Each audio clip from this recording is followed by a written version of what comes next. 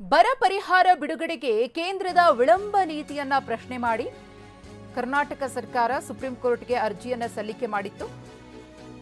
ಇನ್ನು ರಾಜ್ಯ ಸರ್ಕಾರ ಸಲ್ಲಿಸಿದ್ದ ಅರ್ಜಿ ವಿಚಾರಣೆಯನ್ನ ಸುಪ್ರೀಂ ಕೋರ್ಟ್ ನಡೆಸಿದೆ. ನ್ಯಾಯಮೂರ್ತಿ ಗವಾಯಿ ಅವರ ನೇತೃತ್ವದ ದ್ವಿಸದಸ್ಯ ಪೀಠದಲ್ಲಿ ಅರ್ಜಿ ವಿಚಾರಣೆಗೆ ಬಂದಿದೆ. ಕೇಂದ್ರ ಸರ್ಕಾರಕ್ಕೆ ನೋಟಿಸ್ ನೀಡದಂತೆ ಮನವಿಯನ್ನ ಮಾಡಿಕೊಳ್ಳಲಾಗಿದೆ. ಸಾಲಿಸಿಟರ್ ಜನರಲ್ ತುಷಾರ್ ಮೆಹ್ತಾ ಅವರು ಮನವಿಯನ್ನ ಮಾಡಿಕೊಂಡಿದ್ದಾರೆ ಸುಪ್ರೀಂ ಕೋರ್ಟ್ ನ್ಯಾಯಾಧೀಶರ ಬಳಿ.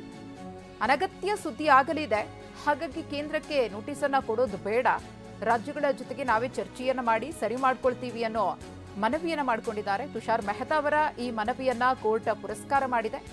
ಕೇಂದ್ರ ಸರ್ಕಾರಕ್ಕೆ ನೋಟಿಸ್ ಕೊಡದೆ ಈ ಒಂದು ಸಮಸ್ಯೆಯನ್ನ ಬಗೆಹರಿಸಿಕೊಳ್ಳಿ ಅಂತ ಹೇಳಿ ಸೂಚನೆಯನ್ನ ಸುಪ್ರೀಂ ಕೋರ್ಟ್ ಕೊಟ್ಟಿದೆ. 2 ವಾರಗಳ ಕಾಲಾವಕಾಶವನ್ನ ಕೂಡ ನೀಡಲಾಗಿದೆ.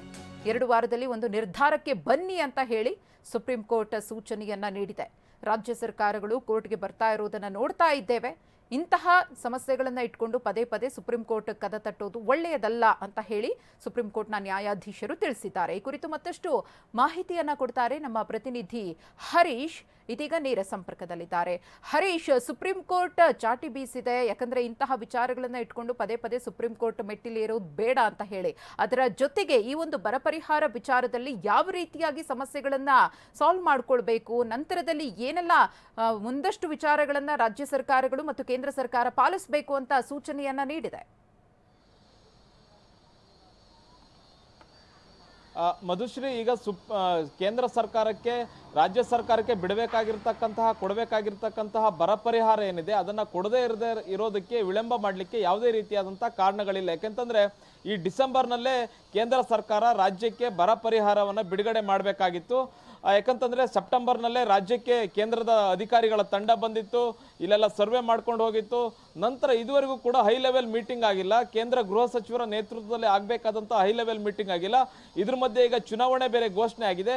ಇದಕ್ಕೆ ದಾರಿ ತೋಚದಂತಹ ಕರ್ನಾಟಕ ಸರ್ಕಾರ ಈಗ ಸುಪ್ರೀಂ ಕೋರ್ಟ್ ಮೆಟ್ಟಿಲೇರಿರುವಂತಹದ್ದು. ಸುಪ್ರೀಂ ಕೋರ್ಟ್ ನಲ್ಲಿ ಸಲ್ಲಿಸಿರ್ತಕ್ಕಂತಹ ರಿಟ್ ಅರ್ಜಿಯ ವಿಚಾರಣೆಯನ್ನ ಇವತ್ತು ಸುಪ್ರೀಂ ಕೋರ್ಟ್ನ BR ಗವಾಯಿ ಅವರ ನೇತೃತ್ವದ ಪೀಠ ಇವತ್ತು ವಿಚಾರಣೆ ನಡೆಸಿದೆ. ವಿಚಾರಣೆ ನಡೆಸುವಂತಹ ವೇಳೆ ಇವತ್ತು ಸುಪ್ರೀಂ ಕೋರ್ಟ್ನ ಅಟಾರ್ನಿ ಜನರಲ್ ಹಾಗೂ ಸಾಲಿಸಿಟರಿ ಜನರಲ್ ಕೂಡ ಇವತ್ತು ಹಾಜರಿದ್ರು.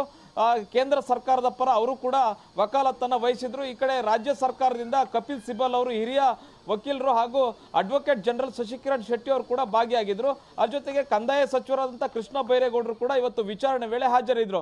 ಇಂತಹ ಸಂದರ್ಭದಲ್ಲಿ ಸುಪ್ರೀಂ ಕೋರ್ಟ್ ಒಂದು ಪ್ರಶ್ನೆ ಮಾಡುತ್ತೆ. ಪದೇ ಪದೇ ರಾಜ್ಯ ಸರ್ಕಾರಗಳು ತಮ್ಮ ಬೇಡಿಕೆಯನ್ನ ಪಡೆದುಕೊಳ್ಳೋಕ್ಕೋಸ್ಕರ ಸುಪ್ರೀಂ ಕೋರ್ಟ್ಗೆ ಬರುವಂತಹದ್ದು ರೂಢಿ ಆಗ್ಬಿಟ್ಟಿದೆ ಅನ್ನುವಂತಹದ್ದನ್ನು ಹೇಳಿದ್ರು. ಅದಕ್ಕೆ ಇದು ನೇರವಾಗಿ ಕೇಂದ್ರ ಸರ್ಕಾರವನ್ನೇ ಸುಪ್ರೀಂ ಕೋರ್ಟ್ ಪ್ರಶ್ನೆಯನ್ನ ಮಾಡ್ತು. ಇದಕ್ಕೆ ಕೇಂದ್ರ ಸರ್ಕಾರ ಕೂಡ ಹೇಳುತ್ತೆ, ಅಟಾರ್ನಿ ಜನರಲ್ ಕೂಡ ಹೇಳ್ತಾರೆ, ಇನ್ನ 2 ವಾರಗಳಲ್ಲಿ ನಾವು ಇದನ್ನ ಬಗೆಹರಿಸ್ತೇವೆ, ಯಾವುದೇ ನೋಟಿಸ್ ಅನ್ನ ಕೊಡಬೇಡಿ ಅನ್ನುವಂತ ನಿಟ್ಟಿನಲ್ಲಿ. ಈ ಕಡೆ ಕಪಿಲ್ ಸಿಬಲ್ ಅವರು ಹೇಳ್ತಾರೆ, ಕೇಂದ್ರ ಸರ್ಕಾರಕ್ಕೆ ನೋಟಿಸ್ ಅನ್ನ ಕೊಡಿ, ಅವರು ಪ್ರತಿಕ್ರಿಯೆಯನ್ನ ಕೊಡಬೇಕು ಇದ್ರ ಬಗ್ಗೆ ಅನ್ನುವಂತ ನಿಟ್ಟಿನಲ್ಲಿ.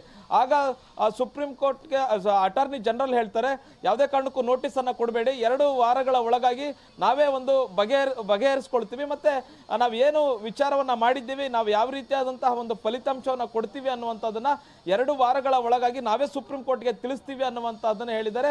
ಅಂದ್ರೆ 2 ವಾರಗಳ ಒಳಗಾಗಿ ಒಂದು ಕೇಂದ್ರ ಸರ್ಕಾರ ಒಂದು ಸ್ಪಷ್ಟವಾದಂತ ಒಂದು ನಿರ್ಧಾರವನ್ನು ತೆಗೆದುಕೊಳ್ಬೇಕಾಗುತ್ತೆ. ಒಂದ್ ಕಡೆ ಚುನಾವಣೆ ಘೋಷಣೆ ಆಗಿದೆ.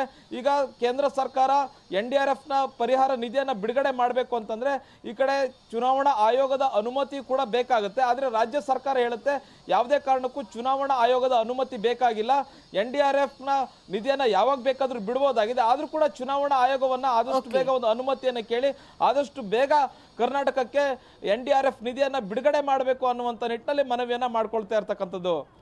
ಧನ್ಯವಾದ ಹರೀಶ್, ತಮ್ಮ ಮಾಹಿತಿಗಾಗಿ.